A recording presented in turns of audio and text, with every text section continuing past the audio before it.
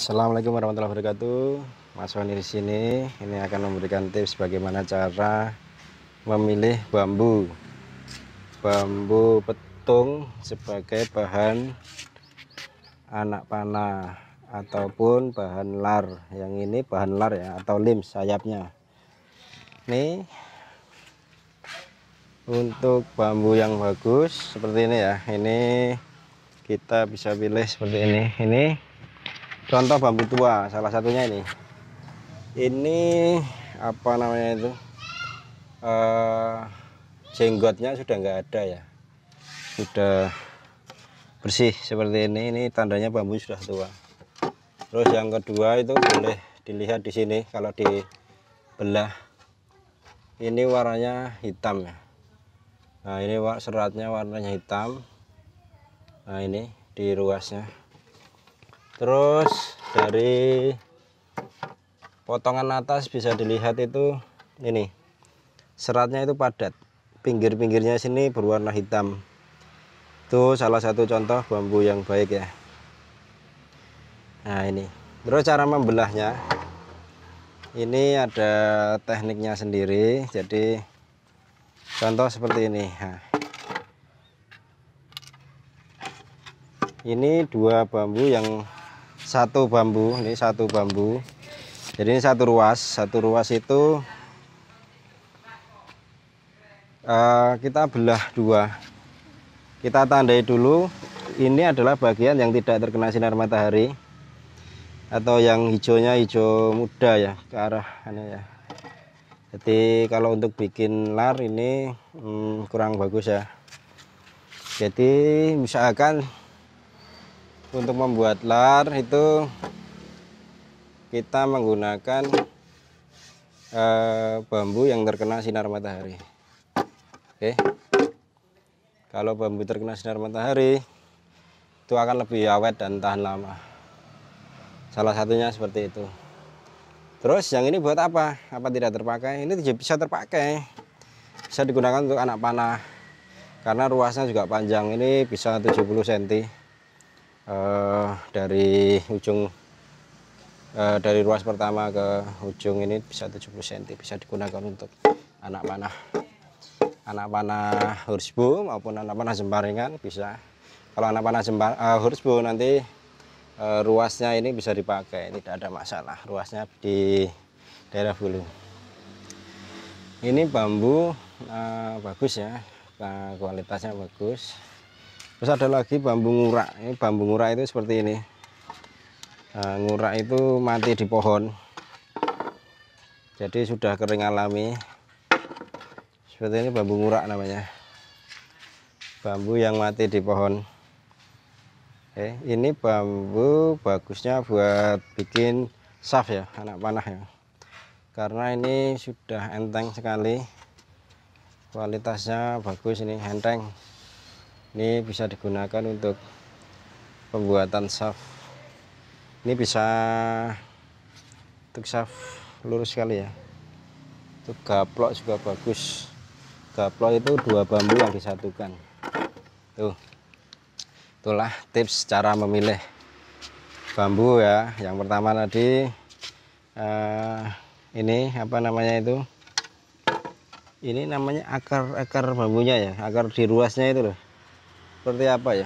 Akar-akarnya itu kalau masih belum tua itu masih panjang-panjang. Akarnya itu masih panjang. Nah ini akarnya sudah tidak ada. Kalau akarnya sudah tidak ada, ini sudah bisa dikatakan bambunya tua. Terus yang kedua, seratnya padat. Nah ini seratnya padat, pinggirnya kehitaman ya. Seratnya padat sekali loh ya. Nih pinggirnya kehitaman. Oke. Terus yang ketiga itu dari bunyinya. Biasanya itu kita pukul-pukul, tapi saat masih utuh ya, masih utuh belum berlubang, itu bunyinya itu tak tak tak tak tak gitu. Kalau pung pung pung pung itu, nah tak tak tak tak seperti itu sudah tua. Kalau bunyinya pung pung pung pung itu masih muda dan kualitas bambu juga kurang bagus. Caranya seperti itu ya untuk memilih bambu.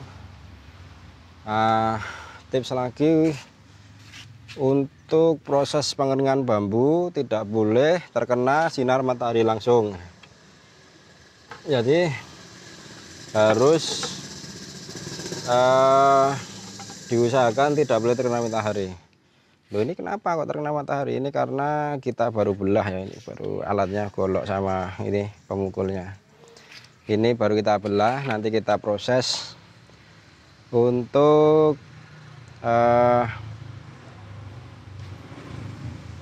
pengawetan. Kita gunakan untuk pengawetan, kita gunakan pembasmi hama, itu bisa obat cacar itu, obat totor itu bisa kita gunakan. Itu bisa menggunakan, ada lagi ramuan dari minyak tanah, kapur baru, sama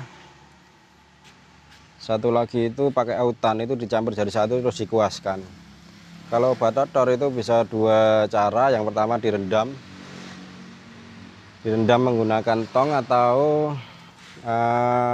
dioleskan dengan kuas. Kalau direndam menggunakan tong, tongnya seperti ini ya, ini tong biru besar ini kita rendam pakai itu kalau menggunakan tong. Tapi kalau menggunakan tong itu satu botol itu diisi dengan air ya, setengah, 3/4. Setelah 3/4 nanti kita campurkan obat totornya, terus direndam selama 1 hari 1 malam. Tapi kalau dikuaskan, cukup dikuaskan seperti itu saja, dikuaskan. Ini disikati dulu ya, kotoran di dalamnya ini disikati bersih, dikuaskan sampai bersih semua. Setelah bersih baru dikuaskan. Kalau model dikuaskan itu nanti harus diulang lagi, setelah 2 minggu diulang lagi. Setelah 1 bulan, jadi setelah jarak 2 minggu diulang, terus jarak 1 bulan juga diulang lagi. Karena untuk menghindari totor ya, sebenarnya totor itu bisa diatasi dengan cara penebangan yang tepat. Contoh, saat rebung, saat timbul tunas, tidak kita potong, karena saat tunas atau rebung itu nanti bambu jadi muda lagi, jadi terasa manis. Itu bambu kalau rebung ya. Yang kedua itu jangan menebang saat malamnya bulan purnama. Jadi saat kalau kita tebang bulan purnama itu bambu sama manis lagi, jadi kurang bagus untuk dibuat bahan busur ya, busur maupun anak panah, karena mudah dimakan totor itu. Terus yang ketiga tuh kita tepat di Mongso Kesongo ya. Mongso Kesongo itu bulan-bulan seperti ini ya, Juli seperti ini ya. Ini paling bagus karena setelah musim hujan dan menginjak musim kemarau. Ini adalah musim pergantian. Nah, di saat musim pergantian itu insya Allah aman, tidak ada totor yang bisa menyerang ya. Itu salah satu tipsnya cara perbambuan. Alhamdulillah di sini juga menyediakan bambu-bambu berkualitas, karena sudah kita olah lagi, sudah kita awetkan, dan sudah kita pilih dengan baik. Oke. Untuk yang dari basah seperti ini sampai siap digunakan butuh berapa lama? Ya minimal 6 bulan minimal itu. Kalau di sini biasa menggunakan yang sudah 1 tahun minimal. Jadi setiap bulan kita beli bambu, kita awetkan, terus kita simpan. Cara penyimpanannya pun cukup mudah ya. Bambu itu setelah dipotong nanti ini dipotong menjadi, ini jadi 4 bagian ya, 1 2 3 4. Ini potong menjadi 4 bagian, 1 2 3 4. Nah yang ini A sama A, B sama B ya. Oke, ini bambu yang maaf. Ini bambu yang terkena sinar matahari. Ini A sama A, B sama B. Nanti ini disimpan. Simpannya cukup di bawah itu apa namanya itu, di bawah genteng yang menggunakan gentengnya itu menggunakan seng ataupun menggunakan apa namanya itu yang dari itulah dari yang bisa menahan panas supaya tidak terlalu panas sekali ya. Tuh, dari seng atau dari galvalum boleh, atau dari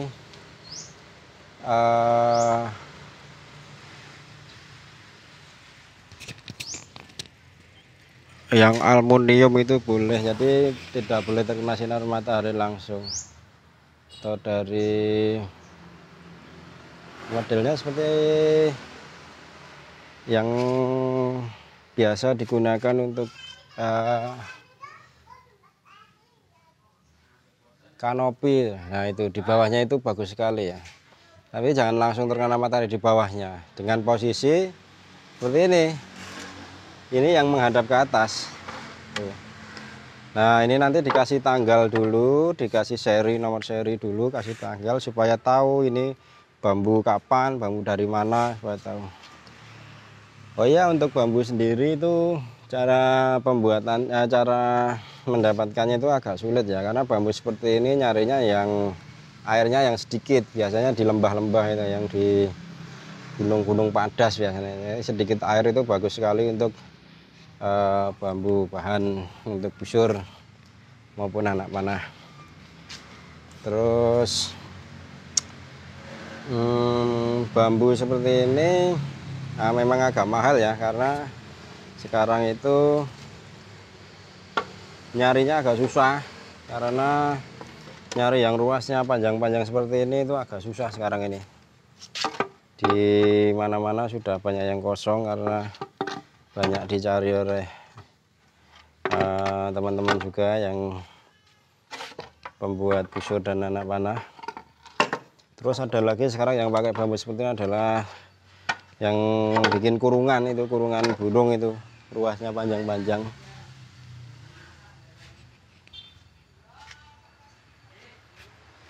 Terus kita olah seperti ini tidak boleh terlalu panas ya, kalau terlalu panas juga pecah-pecah nanti.